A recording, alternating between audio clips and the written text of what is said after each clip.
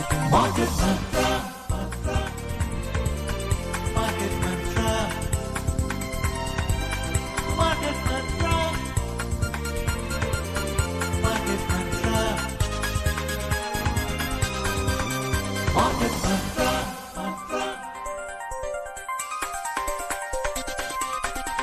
Market Mantra.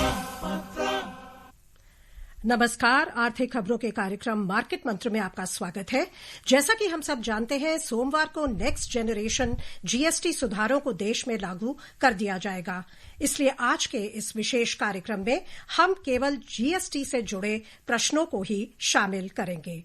If you have any queries regarding next generation GST reforms, please call us on these numbers 011-2342-1050 and 011-233-14444।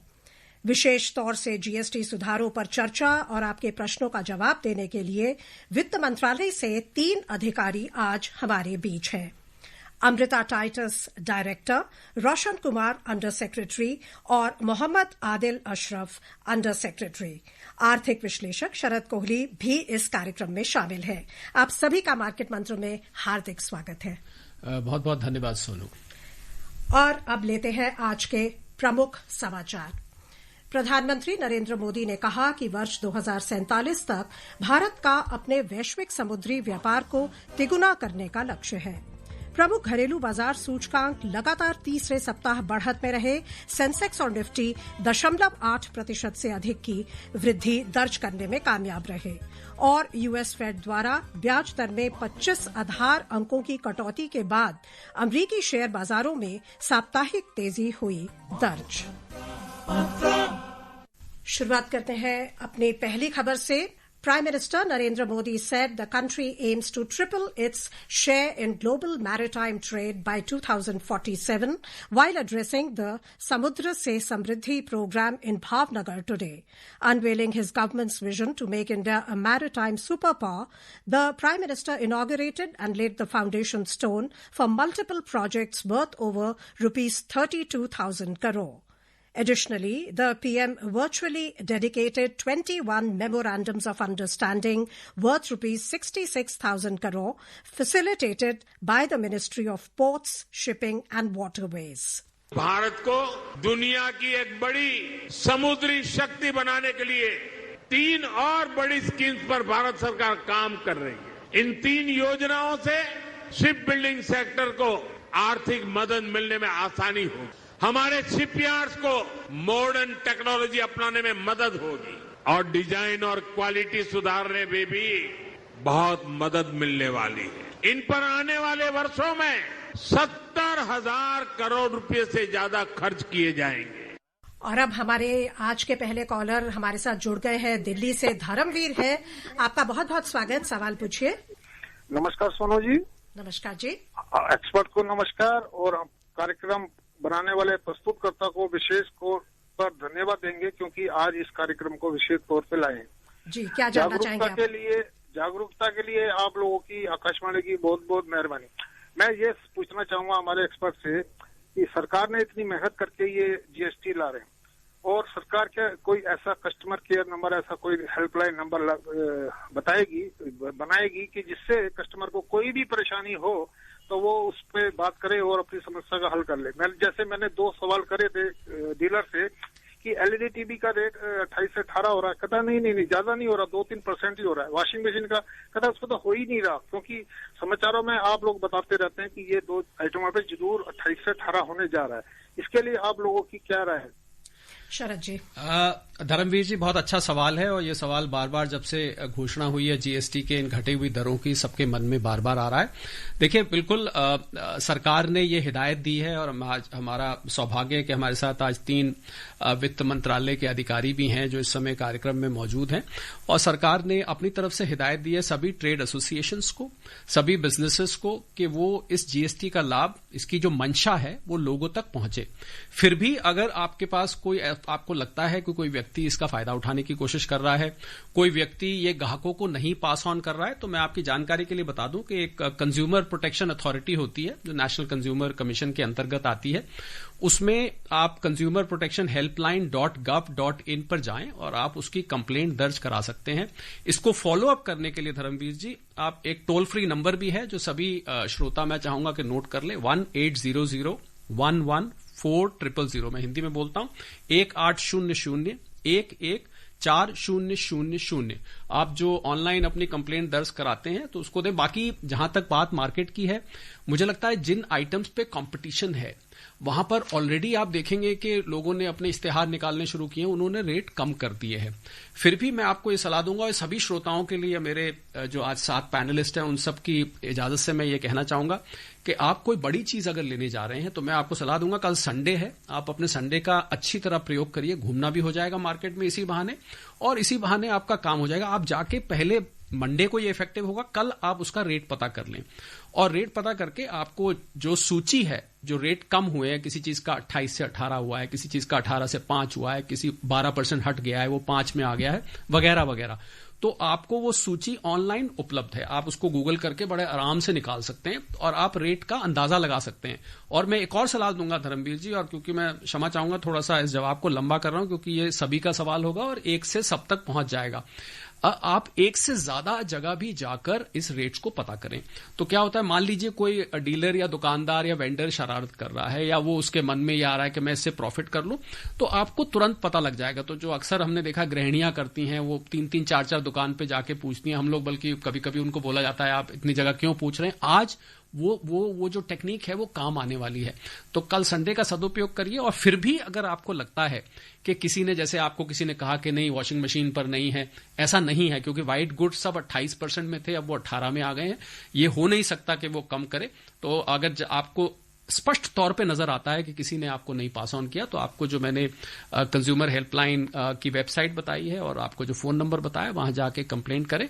और मुझे उम्मीद है कि आने वाले कुछ हफ्तों में, देखिए शुरू में जब भी कोई नई चीज लागू होती है तो शुरू में अंग्रेजी में शब्द होता है टीदिंग ट्रबल्स, थोड़ा सा होता है, क्योंकि कुछ लोगों के पास पुराना माल पड़ा हुआ है, किसी के पास कोई चाहता है कि मेरा नुकसान ना हो, तो वो थोड़ा सा उसको पुरानी कीमत पे कोई बहाने मारेगा, कोई कहानी बनाएगा, तो वो दिक्कतें आ सकती हैं। पर अगर आप जागरूक कंज्यूमर हैं तो आप इससे निस्तारण पा सकते हैं। और दिल्ली से ही है हमारे अगले कॉलर योगेश। योगेश जी स्वागत है, सवाल पूछें। जी नमस्कार आप सभी को। और मेरे सवाल ये है, मेरे 2 सवाल हैं बेसिकली। मेरा एक टर्म इंश्योरेंस चल रहा था जिसकी ड्यू डेट जो होती है 21 तारीख को होती है, जो कि आने वाली है, और उसके ऊपर 15 दिन का ग्रेस पीरियड भी होता है जिसको कोई पेनल्टी नहीं होती। अब मेरा सवाल ये है कि मैंने पता करा था कि मैं इसमें 800 रुपए का जीएसटी कंपोनेंट होता है जो प्रीमियम जाता है। तो अगर मैं इसको 21 के बाद वेट करके थोड़ा ग्रेस पीरियड का भी लाभ उठाऊं और मैं इसको 23-24 को पे करता हूं, तो क्या मुझे उस जीएसटी की दरों का घटाव मिलेगा? क्योंकि कस्टमर केयर ने, इंश्योरेंस वालों ने बोल दिया कि आपको कुछ फर्क नहीं पड़ेगा क्योंकि आपका बिल जनरेट हो गया है ऑलरेडी। इसका ये सवाल है। दूसरा सवाल ये है कि क्या इससे व्यापारियों को भी नुकसान उठाना पड़ सकता है जो कि ऑलरेडी खरीद चुके हैं जीएसटी पे करके? जी बहुत ही 2 अहम सवाल है, बताना चाहेंगे आदित्य जी? योगेश जी, आपके सवाल का मैं जो मुख्य रूप से जो समझ पाया हूँ वो आप ये कह रहे हैं कि आपकी ड्यू डेट जो पॉलिसी की थी वो पहले थी और आपको ये पता चला है कि आपका बिल जनरेट हो चुका है और 22 तारीख के बाद अगर आप पेमेंट करना चाहें तो उस केस में आपके जीएसटी दरें लागू होंगी कि नहीं। मैं आपको बस ये बताना चाहूंगा कि जो हमारे जीएसटी एक्ट में एक टर्म होता है time of supply. Time of supply एक धारा 14 के तहत चलती है, जिसमें रेट चेंज होने के बाद क्या रेट अप्लाई होगा वो डिपेंड करता है कि किस समय पे उसको सप्लाई मानी जाएगी। तो ये तो आपका जो कंपनी के साथ कॉन्ट्रैक्ट है, जो रिन्यूअल है, उस पर निर्भर करेगा। पर जितना मैं समझ सकता हूं, अगर वो इनवॉइसिंग का पीरियड यानी कि उसकी टाइम ऑफ सप्लाई 22 से पहले की है तो पुरानी दरें होंगी, लेकिन अगर उसका टाइम ऑफ सप्लाई धारा 14 के तहत 22 के बाद का आता है तो उसमें डेफिनेटली नई दरें लागू होंगी। और ये डिपेंड करता है इनवॉइस की डेट, आपके पेमेंट की डेट और जो सर्विस दी गई है उसकी डेट पर। तो ये आपके कॉन्ट्रैक्ट पर भी काफी कुछ निर्भर करेगा, लेकिन धारा 14 का एप्लीकेशन यूनिफॉर्म है और उससे जो टाइम ऑफ सप्लाई आपका निकलेगा, दर उसी डेट के आधार पे लगेगी। शरद जी, जो उनका दूसरा सवाल था कि जो ऑलरेडी इन्वेंट्री है, जो ऑलरेडी स्टॉक है जिन ट्रेडर्स के पास या रिटेलर्स के पास, उस पे क्या उनको कोई वित्तीय घाटा हो सकता है? देखिए, जो निर्देश हैं वो ये कहते हैं योगेश के नई एमआरपी का स्टिकर भी अलाउ कर दिया गया है। तो अब लाजमी बात है जिसने पहले का ले रखा होगा, तो हम ये ना भूलें कि जीएसटी कस्टमर से कलेक्ट करके सरकार को जमा किया जाता है। तो अब जहां तक नुकसान होगा तो किस तरीके का होगा, इसको बड़ी संक्षेप में मैं समझा देता हूं, क्योंकि वो जो पीछे से जो माल आया हुआ होगा उस पर हायर इनपुट कॉस्ट होगी और आगे जब वो कलेक्ट कर रहे हैं तो वो कम आ रहा है, तो वो एक मैं उसको बिजनेस एडजस्टमेंट कहता हूं, क्योंकि वो उतना वो उसको ऑफसेट नहीं कर पाएंगे। और धरातल पे सिचुएशन ये है कि सभी ट्रेड एसोसिएशंस ने, सभी बिजनेसेस ने आपस में ये डिसाइड किया है कि पुराना स्टॉक अब फेंका तो जा नहीं सकता है, और ये भी सच है कि 22 तारीख से आपको नए रेट पर बेचना है। तो आपस में होलसेलर है, रिटेलर है, स्टॉकिस्ट है, डिस्ट्रीब्यूटर है, मैन्युफैक्चरर है, पूरी जो सप्लाई चेन होती है, इन्होंने आपस में ये निर्णय लिया है कि इसको सभी में थोड़ा थोड़ा जहां जहां जैसे जैसी कैपेसिटी है उसमें बांट दिया जाएगा, क्योंकि उस स्टॉक को भी बेचना जरूरी है और नई प्राइस पर भी बेचना जरूरी है। तो इस नुकसान की योगेश चिंता नहीं करनी चाहिए। मुझे लग रहा है ये हम एक उपभोक्ता के नाते हम उन्हीं पे छोड़ देते हैं। उपभोक्ता के लिए ज्यादा जरूरी ये है कि क्या हमें नई कीमत पर मिल रहा है या नहीं मिल। और अब भिलाई से रवि है हमारे अगले श्रोता। रवि जी, स्वागत, सवाल पूछे। नमस्कार मार्केट मंत्रा और विशेषज्ञ को और शरद जी को। शरद जी, आधा सेकंड लेके मैं ये बताना चाह रहा हूँ कि आपको मैंने रिपब्लिक में देखा, बड़ा अच्छा लगा, आपका एनालिसिस बड़ा अच्छा लगा। Thank you so much. मैं सवाल पे आता हूँ कि इलेक्ट्रॉनिक व्हीकल और उसकी बैटरियों पे जीएसटी का क्या इम्पैक्ट है वो जानना चाह रहा था। और दूसरा, गोल्ड जीएसटी पे कवर्ड है क्या, ये जानना चाह रहा था। सो इलेक्ट्रॉनिक व्हीकल्स और उनकी बैटरीज, उनके बारे में उन्होंने पूछा है, और सोने के बारे में पूछा है कि क्या अनाउंसमेंट्स हुई हैं। सो अमृता जी, आप बताएंगी। जब तक अमृता ईवी और बैटरीज का बता रही हैं, तब तक मैं सोने का बता देता हूं। सोने पे पहले भी रवि 3% था और अभी भी 3% है, उसमें कोई बदलाव नहीं किया गया है। और शायद बहुत से लोग ये नहीं जानते कि जो जीएसटी के रेट्स हैं, मैं आदिल, रोशन और अमृता की इजाजत से, सोनू आपकी इजाजत से भी बताना चाहूंगा कि जीएसटी के कुछ रेट्स ऐसे हैं जो बहुत कम लोग जानते हैं। एक 0.25% रेट भी है, एक 1.5% भी रेट है, ये डायमंड्स, कट पॉलिश डायमंड्स वगैरह पे लगता है, और एक गोल्ड पर 3% लगता है। तो उसमें कोई फेरबदल नहीं किया गया है। गोल्ड अभी भी आप खरीदेंगे तो उस पर 3% लगेगा। इसी प्रकार अमृता, मेरे ख्याल जो इलेक्ट्रिक व्हीकल्स हैं उस पर भी 5% बरकरार है। बाकी आप बताना चाहिए। जी, इलेक्ट्रॉनिक और इलेक्ट्रिकली ऑपरेटेड व्हीकल्स पर पहले से ही एक कम 5% पे है और उस पर कोई चेंज नहीं हुआ है। और इसके अलावा हमने फ्यूल सेल मोटर व्हीकल्स का भी 5% पे रखा हुआ है। और इस उत्साहजनक जानकारी के बाद हम अगला कॉलर लेने से पहले एक छोटा सा ब्रेक लेंगे। Welcome back to market mantra and now we go on to our next caller from Delhi. Munna Kumar है हमारे साथ। आपका बहुत बहुत स्वागत, सवाल पूछे। नमस्ते मैम। जी नमस्ते सर को नमस्ते और आपको भी नमस्ते। नमस्कार मुन्ना जी। मैम, मेरा सवाल ये है कि हम जानना चाहते हैं जो LIC पॉलिसी है, इस पे सरकार ने जो जीएसटी लगाया था, इस पे जीएसटी कितना कम हुआ है, इसके बारे में जानना चाहते हैं। जी आदिल। मुन्ना जी, मैं आपको ये बताना चाहूंगा, जैसे आपने पूछा मुझसे, जो लाइफ इंश्योरेंस और इंडिविजुअल, तो हर प्रकार का जो हेल्थ इंश्योरेंस है और जो लाइफ इंश्योरेंस है, उसके जीएसटी रेट को 18% से कम करके 0 कर दिया गया है। उस पर कोई जीएसटी आज की डेट पर, मतलब 22 सितंबर के बाद से उसके प्रीमियम पेमेंट पर कोई जीएसटी लागू नहीं रहेगा। मुल्ला जी के लिए बहुत बड़ी खुशखबरी है। बिल्कुल, सभी के लिए बहुत बड़ी खुशखबरी है। सो इससे आपको लगता है कि इंश्योरेंस का कवरेज भी बढ़ेगा? कवरेज बढ़ेगा, और एक हमारा विजन है भारत सरकार का, और इंश्योरेंस बाई ऑल बाई 2047, जिसमें सभी, ये एक विजन है कि सब इंश्योरेंस से कवर होंगे, तो ये उसके प्रति एक पॉजिटिव कदम की तरह देखा जा सकता है। आइए अब चलते हैं Kolkata, from where DR Acharya is our next caller. Mister Acharya, warm welcome to your Akashvani in market mantra. Please ask your question. Thank you, madam. I am asking, I have got one medical policy from Bajaj Allianz Company. Yes. Bajaj Allianz Company. Every year on 2nd January, they are deducting money from my account. So shall I get this GST छूट on these policies? So again the same principle as I discussed earlier on the show. आप जो date बता रहे हैं, अब मैं आपको एक बार और ये बता दूं, जो एग्जेम्पशन है वो 22 सितंबर से लागू होगा. 22 सितंबर के बाद किया गया जो भी प्रीमियम का पेमेंट होगा ऑन जो लाइफ और हेल्थ इंश्योरेंस है, उस पर कोई जीएसटी लागू नहीं है और उस पे वो कंपनी भी आपसे जीएसटी कलेक्ट नहीं करेगी. So to put it in simple terms, Adil, in a different way, since he's from Kolkata, so if the invoice has been generated before the 22nd, Mr. Acharya, then there'll be no GST leviable. So, but definitely from next month, you can expect lesser deduction from your account. So, I think that calls for a celebration. Yeah, absolutely. Roshan, we'd like to know from you, with the change in GST rates coming into force in 2 days from Monday, what are the steps being taken by the government to ensure that the entire benefit of the GST reduction passes on to end consumers of goods and services?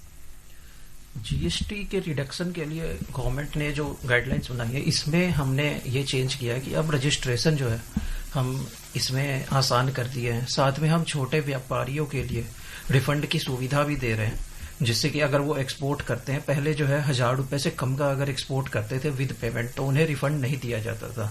लेकिन अब अगर कोई छोटे व्यापारी अब refund भेज रहे हैं, सामान भेज रहे हैं बाहर में, तो उन्हें जो है अब हमने ये एक नियम बनाया है कि उन्हें अब आगे से रिफंड मिल जाएगा 1000 रुपए से नीचे का. साथ में हमने इसके लिए एक रजिस्ट्रेशन, अब हमने ईज ऑफ डूइंग बिजनेस की तरफ सरकार का जब ध्यान रहा है, तो इसमें सरकार ने अब यह इंश्योर किया है कि अब कोई भी नया रजिस्ट्रेशन जब अप्लाई करता है, कोई भी नया रजिस्ट्रेशन लेता है, तो उसके लिए एक रिस्क बेस्ड एक वो प्रोफाइल तैयार किया जाता है कि वो कैसे रिस्क में है. अगर वो कम रिस्क के हैं, जो हमारा सिस्टम उसे देखता है, तो उन्हें 3 दिन में ऑटो रजिस्ट्रेशन मिल जाएगा, जिससे कि अब उनको व्यापार करने में सुविधा मिलेगी. साथ में वो ये भी है कि अगर कोई छोटे व्यापारी अगर 2.5 लाख से नीचे का आईटीसी एक टर्म होता है, वो टैक्स को पास ऑन करने के लिए इनपुट टैक्स क्रेडिट, तो उसे अगर कम पे उनका 2.5 लाख से नीचे का उनका मंथली ये है पेमेंट रहेगा, तो ऐसे केसेस के लिए भी हमने ये किया है कि उन्हें ऑटोमेटिक रजिस्ट्रेशन मिल जाएगा विद इन 3 डेज. बट इसमें ये ध्यान रखना होगा कि उनका आधार जो है वो ये वेरीफाई होना चाहिए. मतलब ये नहीं है कि मतलब एक आधार का जो नंबर देते हैं वो ओटीपी के थ्रू वेरीफाई होता है, वो होना चाहिए. So lot of steps have been taken for transparency, for simplification of process. And now we go to Bangalore, from where NR Prasad is with us. A warm welcome. Please ask your question. Hi, good evening, Market Mantra. This is NR Prasad from Bangalore. Good evening, Mr. Kohli. Good evening, Mr. Prasad. There are 2 questions. My first question is, I'm just asking electrical goods. What I'm asking is not the chandeliers and bulbs like that, switches, wires, etc. Whether there is change in the GST. My second question is, I heard you very well. Any problem with the GST? You asked us to go to the digital media where you can register a complaint with the consumer protection. There are 2, my cases are pending, one related to the gas and one related to the bank. More than 6 months, nothing has happened. My question to the official who is sitting there in front of the ministry, if there is no reply which has come from the protection, for the consumer protection, can we escalate it to the ministry level? If yes, what is the website details? These are my 2 questions. Thank you. Before Amrita, you reply to this, we'll go in for a short break. Welcome back to Market Mantra. Amrita, would you like to respond to what Mr. Prasad asked? Yes. Thank you, Mr. Prasad, for your queries. Regarding whether there is any reduction in switches, no, it continues at the existing rate. Regarding your second question about reaching out to the ministry, the Central Board of Indirect Taxes and Customs is now in touch with the National Consumer Helpline, as Mr. Sharad has informed. You can follow up your complaint with the NCH, and the NCH will reach out to the CBIC for any specific queries. So yes, your complaints will reach the ministry through the helpline. And if you want, I can repeat the helpline once again, because sure. 1-800-11-4000. Please, you can follow up your complaints outstanding with that. Today we are just talking about GST. I think he had complaints about some banking and gas and some different things. Let's just focus on GST. Yes, absolutely. And now we go across to Thane, from where Guru Nachi is with us. Warm welcome. Please ask your question quickly. जी ma'am, नमस्ते. Namaste. कोई sir को भी नमस्ते। नमस्कार गुरुनाथ जी। जी sir, मेरा question है, अभी जो जीएसटी जो रोज के रूटीन की जो रोजमर्रा की चीजें उन पे भी कम हो चुका है, जैसे साबुन हो गए, तेल हो गए, पेस्ट हो गए, तो ये क्या मतलब अभी कम होने के बाद मतलब ये जो होलसेलर और रिटेलर वगैरह है, तो ये डिसाइड कौन करेगा कि मतलब इतना परसेंटेज इतना घटाने का है? 40 रुपए का साबुन है तो उतने में अभी बेचना है, तो ये इनको मतलब कौन तय करेगा? Thank you. और सर, ये जो जीएसटी के बारे में जो घटा है सर, आरबीआई भी एक हर समय जब ये जो ब्याज दरें घटाती है तो कंज्यूमर को इसका फायदा बहुत ही कम देखना। Gurunath ji, let's restrict to the GST which is being implemented from Monday, जो इनका सवाल है, प्लीज। तो मैं आज हमारा सौभाग्य है कि हमारे साथ वित्त मंत्रालय से अधिकारी हैं, तो वो भी इस बात को वाउच करेंगे कि सीबीआईसी ने और वित्त मंत्रालय ने जो भी अधिकारी हैं, उन्होंने क्लियरली ये इंस्ट्रक्शन दी हुई है मिनिस्ट्रीज ने कि सभी ट्रेड एसोसिएशंस को कि एमआरपी, आप जिसकी बात करें होलसेलर रिटेलर, तो उस पर एक एमआरपी होती है जिसको मैक्सिमम रिटेल प्राइस कहते हैं, उसके स्टिकर्स आपको नए लगे मिलेंगे। और जैसा कि मैंने शुरू में आपको कहा कि अगर आपको फिर भी लगता है कि कोई व्यक्ति उस स्टिकर की आड़ में या उसके मन में अगर कोई उसकी मंशा और किस्म की है और वो कोशिश कर रहा है कि कंज्यूमर कोई बेनिफिट ना मिले, अपनी कॉस्ट ज्यादा दिखा रहा है कल से ही, तो आपको जो अभी मैंने कंज्यूमर हेल्पलाइन और जो आपको कंज्यूमर वेबसाइट का मैंने एड्रेस दिया, वहां पर शिकायत कर सकते हैं। पर हम उम्मीद ये कर रहे हैं, क्योंकि गुरुनाथ जी, इसमें कंपटीशन इतना है कि मुझे लग रहा है किसी भी रिटेलर को, किसी भी होलसेलर के लिए लंबे वक्त तक ये शरारत करना संभव नहीं रहेगा, क्योंकि ये बात खुलासा हो जाएगा। और आजकल इतनी जागरूकता है कंज्यूमर्स की, और ये कार्यक्रम करने का भी मेरे ख्याल हमारा हमें पूरी उम्मीद है कि वॉलंटरली घटाएंगे। जी जी। एक खबर लेते हैं। शुक्रवार को आई गिरावट के बावजूद प्रमुख घरेलू बाजार सूचकांक लगातार तीसरे सप्ताह तेजी में बने रहे। अमरीकी फेडरल रिजर्व द्वारा ब्याज दर में कटौती और नई दिल्ली और वॉशिंगटन के बीच व्यापार वार्ता में प्रगति के बल पर बाजार में ये तेजी आई। सप्ताह के दौरान बंबई शेयर बाजार का सेंसेक्स 0.88% की वृद्धि से 721 अंकों की कुल बढ़त दर्ज करता हुआ 82,626 पर बंद हुआ। नेशनल स्टॉक एक्सचेंज का निफ्टी 0.85% की बढ़त से 213 अंकों की वृद्धि दर्ज करता हुआ 25,327 पर बंद हुआ। व्यापक बाजार की बात करें तो यहां प्रदर्शन और भी बेहतर था। बीएसई मिड कैप सूचकांक में लगभग 1.5% की तेजी दर्ज हुई और स्मॉल कैप सूचकांक में 2% का उछाल दर्ज हुआ। रत्नाकर है मुंबई से हमारे अगले कॉलर, जल्दी से अपना सवाल पूछिए, समय बहुत ही कम है। Hello, good evening madam. मेरा सवाल है कि समाज का एक घटक तो खुश हो गया, जीएसटी रेट कम हो गए, लेकिन जो दूसरा घटक है होलसेलर, रिटेलर, उन्होंने चिंता है कि वो भी खुश है, ये सवाल है। और दूसरा सवाल है कि जीएसटी की चोरी कितनी हो सकती है अभी रेट कम होने के? Thank you. क्या कहेंगे आप शरद जी? रत्नाकर जी, चोरी कितनी हो सकती है, ये सवाल तो हमने कभी भी जवाब नहीं दिया है। मुझे लगता है सभी घटक खुश हैं। देखिए, जब कीमतें घटेंगी तो जो बेचने वाला है रत्नाकर जी, उनको भी फायदा होने वाला है। जब डिमांड बढ़ेगी, आज मैं अगर 5 चीजें बेचता हूं, घटने के बाद मैं 10 बेच पाऊंगा, तो कुछ समय की समस्या है रेट एडजस्टमेंट की, उसका निस्तारण हो जाएगा। आप निश्चिंत रहिए, समाज के सभी घटकों का इसको लाभ मिलने वाला है। और ये डिजिटलाइजेशन है तो ट्रांसपेरेंसी भी उतनी ही बढ़ रही है। बिल्कुल, बहुत जल्द पकड़ा जाएगा। कोई भी चोरी करने की कोशिश करेगा, बहुत जल्द वो पकड़ा जा सकता है। वो ये ना सोचे कि वो चोरी करके छुप के बहुत दिन तक बैठा रहेगा। And let's have a look at the U.S. stock markets. Wall Street's major indices registered record closing highs for a second straight day on Friday. The tech-heavy Nasdaq Composite Index settled more than 0.7% up to close at 22,631. The S&P 500 climbed almost 0.5% to end at 6,664. And the Dow Jones Industrial Average increased almost 0.4% to end at 46,315. For the week, the Nasdaq surged 2.2%, the Dow Jones Industrial Average added 1.2%, and the S&P 500 advanced 1%. U.S. stocks got a boost this week after the Fed lowered its benchmark overnight lending rate by 0.25 percentage point, its first rate reduction since December last year. We are running out of time, so we'll have to wind up this program. Really, we want to thank you, Amrita, Roshan, and Adil for coming here, and of course, Sharad ji. My pleasure. Thank you. And before we close, a reminder of the headlines. India aims to triple its gold maritime trade share by 2047, says Prime Minister Narendra Modi. Benchmark domestic indices rise for the third consecutive week. Sensex and Nifty gain over 0.8% each. And US indices post weekly gains following Fed's 25 basis points cut. And with that, we come to this special edition of Market Mantra. Namaskar.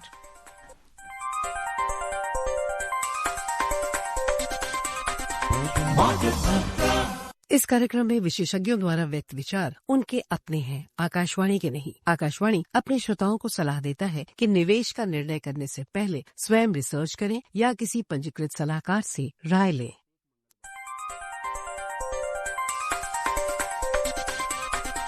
Market Mantra.